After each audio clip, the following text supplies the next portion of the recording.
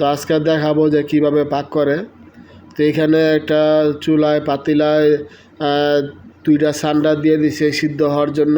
তো এখানে সিদ্ধ হইতে প্রায় 40 মিনিট দেয় সিদ্ধ হওয়ার জন্য। ধন্যবাদ।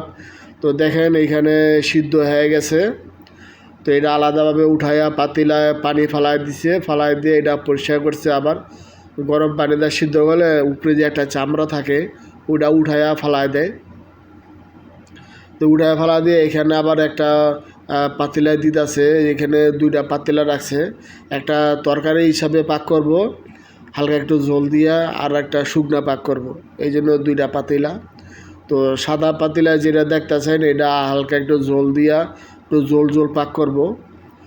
দুইটা সান্ডা এখানে ভাগ করছে, একটা হইলো মানে বিরিয়ানির মতো পাকাইবো, আর যেটা সাদা পাতিলা দেখতেছেন এটা হালকা একটু ঝোল রাখবো, এটা ঝোল পাকাইবো।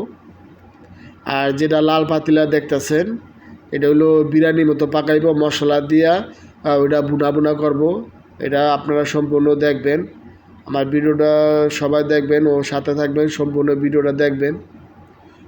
তো এখানে দেখেন মশলা দিতেছে, এখানে টমেটো পেস্ট দিতেছে, যেটা নাকি মানে এটার সাথে শুধু মশলা আর টমেটো পেস্ট দিতেছে, যাতে এটা বাদ দিব, চাউল দিব, এটা চাউল দেওয়ার পরে এটা চাউলটা লাল হয়ে যাব, এই জন্য টমেটো পেস্ট দিতেছে। আপনারা আমার সাথে থাকবেন, সম্পূর্ণ দেখতে পারবেন।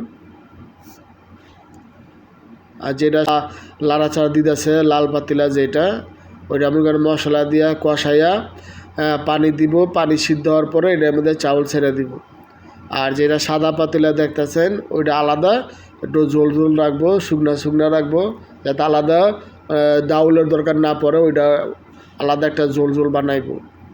তো একটু পরে চাউল দেওয়া হইব, অবশ্যই আমার ভিডিওটা দেখতে থাকেন।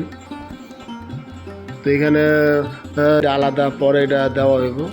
আর এখানে তাজদির বলে যেটা দেখতেছেন আপনারা, এটা দেওয়ার পরে মানে ভিতর থেকে যে গরম হাওয়াটা আসে ওইটা বাইরে হইব না। পানি যদি চাউলে কমও থাকে এটা দেওয়া মানে কি ভিতরে পানি কম থাকলেও এটা দিলে ভালো সিদ্ধ হইব, এবং কি চাউলটা মানে নরম হইব না। অল্প পানি দিয়ে চাউলটা পাক করলে আর এইটা দেওয়ার পরে ঢাকনা যদি লাগাই দেয় তাহলে অল্প পানিতে চাউলটা হয়ে যায়, এবং কি খুব সুন্দরভাবে সিদ্ধ হয়, কারণ হাওয়াটা বাইরে বাড়িতে পারে না, এই জন্য এটা দেওয়া হয়েছে। আর এটা দেখতেছেন বন্ধুরা শেষ পর্যন্ত চাউলটা বিরিয়ানিটা হয়ে গেছে। আপনারা একটু আগে দেখালাম যেটা লাল পাতিলা যেটা, ওইটা ভিডিও ওইটা মনে করেন যে যেটা দেখতেছে আপনারা যে চাউল, আর আমি যেটা বলছিলাম যে বিরিয়ানির মতো পাক করবো, এই যে এটা হয়ে গেছে। তো এটা বিরিয়ানির মতো পাকাইছে, এটা চাউল পানি নাই গা, একবারে ঝরঝরা হয়েছে। তাজদির দেওয়ার কারণে এটা ঝরঝরা হয়েছে, পানি নাই গা, অল্প পানি দিয়ে ওইটা দেওয়ার পরে সিদ্ধ হয়ে যায়, খুব ঝরঝরা হয়।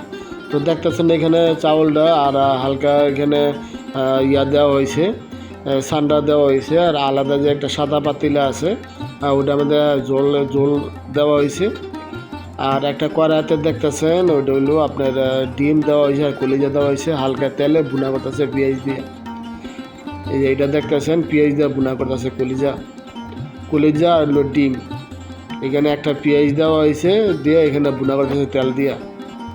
আর প্লেটটা দেখতেছেন, প্লেটের মধ্যে এখানে পাতিলের মধ্যে দেওয়া হয়েছে এই যে যেটা ঝোল বলছিলাম, ঝোলটা আলাদা একটা বাটিতে নিচে নিয়ে এটা উপরে দিতেছে। বন্ধুরা আজকে এই পর্যন্ত, সবাই ভালো থাকবেন, সুস্থ থাকবেন, আল্লাহ হাফেজ, আসসালামু আলাইকুম।